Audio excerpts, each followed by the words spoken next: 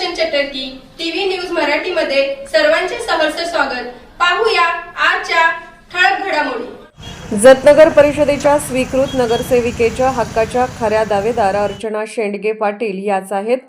जत नगर परिषद प्रभाग 7, 8, 9 तसेच प्रभाग क्रमांक 10 मध्ये भाजपचा थेट प्रतिनिधी नाही, तर प्रभाग 10 मधून उमेदवारी मिळावी म्हणून शिवसेना उभाटाच्या अर्चना शेंडगे पाटील या महिला सेनेचा जिल्हाध्यक्षपद सोडून आमदार गोपीचंद पडळकर यांच्या मार्गदर्शनाखाली भाजपमध्ये प्रवेश केला।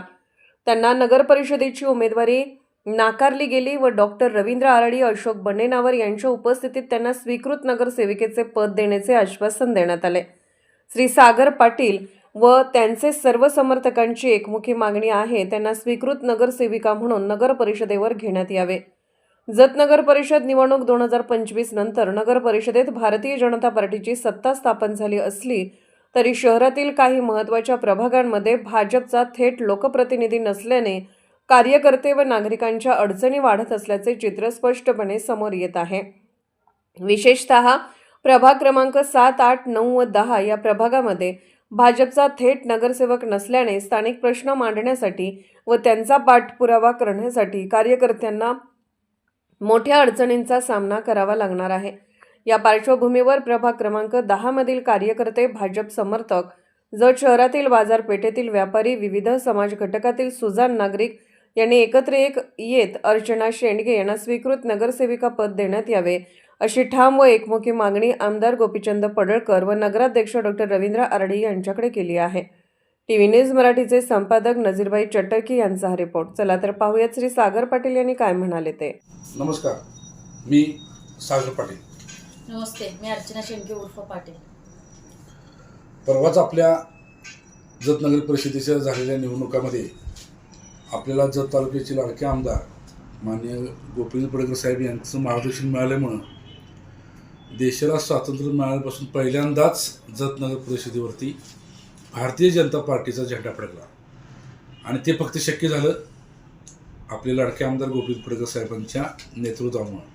कारण का, जत तालुक्याचा, शहराचा असेल, तालुक्याचा असेल, विकास जर करायचा झालं तर फक्त गोपीचंद पडळकर साहेबच करू शकतात। आणि काय काय करू शकतात ते तिने प्रत्येक वेळी प्रत्येक वार्डामध्ये भाषणामध्ये जनतेला, लोकांना सांगितलेलं आहे की आतापर्यंत तिने किती कामं केली आणि इथून पुढं कामाचं नवीन विजन काय असणार आहे।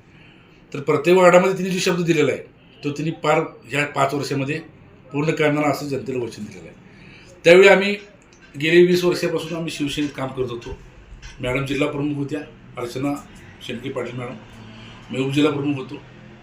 आणि 20 वर्षानंतर आम्हाला कळलं की काय नाही, विकासाचा जर तालुक्याचा विकास करायचा असेल तर आपल्याला BJPची बदली केल्याशिवाय पर्याय नाही। म्हणून आम्ही सगळ्या कार्यकर्त्यांचा विचार करून आमचे नेते बन्नेनावर साहेब यांच्या माध्यमातून आम्ही आमदार साहेबांना भेटलो व 42 लोकांचा ग्रुप घेऊन त्यावेळी आम्हाला आमदार साहेब 10 नंबर वार्डामध्ये अर्चना शेंडगे यांना तिकीट देतो म्हटले, माझी मिसेसला।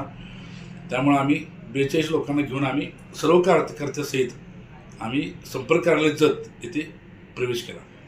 त्यानंतर तिकीट फायनल झाल्यानंतर आम्ही कामाला लागलो, मंडप वगैरे मारला, 4 दिवस आम्ही तयारी केली। पण अचानक काही जतच्या काही लोकांनी चुकीची माहिती दिली आमदार साहेबांना आणि एका रात्रीमध्ये आमचं तिकीट डावलं गेलं।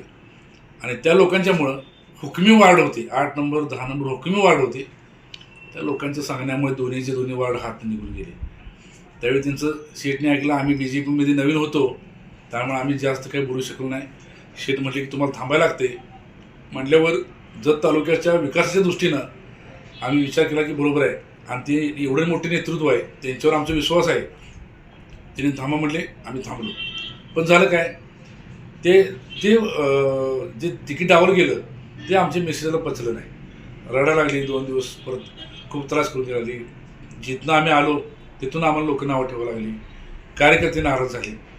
अशामध्ये मग शेठने आम्हाला संपर्क कार्यालयामध्ये बोलून घेतलं आणि त्यावेळी मला वाटते आपले नगराध्यक्ष निवडून आलेले डॉक्टर आराडी साहेब, बन्नेनावर साहेब, सरदार पाटील असतील, अतुल मोरे दादा असतील, बरेच तर नेते मंडळी उपस्थित होते। त्यांच्यासमोर शेठ आम्हाला म्हटले की ही आम्ही तिकीट डावलं असू दे, पण मी तुम्हाला शब्द देतो की निवडणूक आपली शिट्टा निवडून आल्यानंतर तुम्हाला स्वीकृत म्हणून मी मान सन्मान देईल. आणि मग आम्ही ती तिथल्या तिथे विसरून आम्ही परत जाऊन आपल्या जतचा विकास करायचा आणि आपल्याला काही लगेच असं मिळालंच पाहिजे, तिकीट राहून दे, हरकत नाही म्हणून आम्ही प्रचारामध्ये सक्रिय होऊन रात्रंदिवस अहोरात्र प्रचार केला.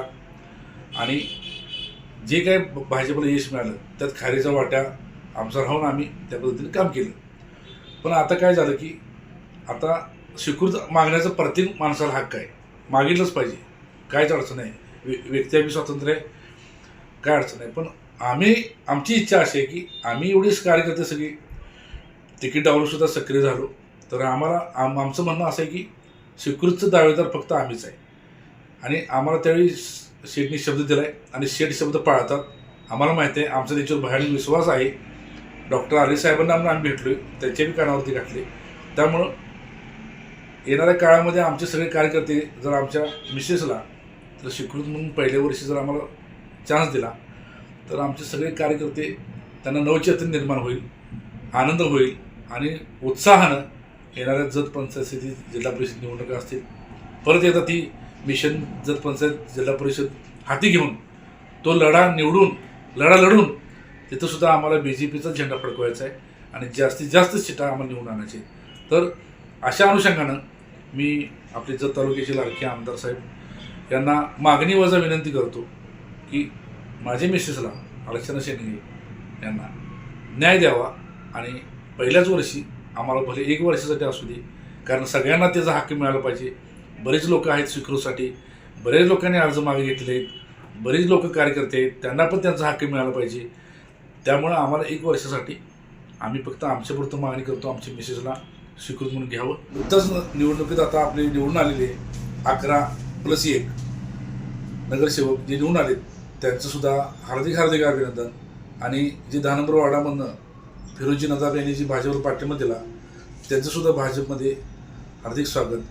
व जे निवडून आले नाहीत त्यांनासुद्धा परवाच आपले जे नगराधीश पदाचे सर्वांचे लाडके डॉक्टर म्हटले जातात, अतिशय चाणाक्ष हुशार असे आले डॉक्टर, यांना पण अभिनंदन करतो, यांचं पण करतो. तर त्यांनी परवाच भाषणामध्ये सांगितलं की जे निवडून आले नाहीत तर त्यांनासुद्धा इथून पुढे ज्या वार्डामध्ये जो फंड जे कामं असतील जो फंड दिला जाईल तो त्यांना विचारात घेऊनच त्या वार्डामध्ये काम केलं जाईल. त्यामुळे जे पराजय झाले त्यांनीसुद्धा खचून न जाता आपण काय चुकलोय तो बॅकलॉग भरून काढायचा आहे 5 वर्षामध्ये आणि पुन्हा एकदा तयारीनं 5 वर्षानंतर आपल्याला उतरायचं आहे. आयुष्य खूप मोठं आहे, लगेच खचायचं नाही, हारायचं नाही. त्यांचंसुद्धा त्यांनी उत्कृष्ट पद्धतीनं त्यांनी लढाई केल्यामुळं त्यांचंसुद्धा हार्दिक अभिनंदन. आणि 2 शब्द संपवतो. जय महाराष्ट्र. पुढील बातम्या पाहण्यासाठी आपले चॅनल लाईक आणि सबस्क्राईब करा व बेल आयकॉन दाबायला विसरू नका.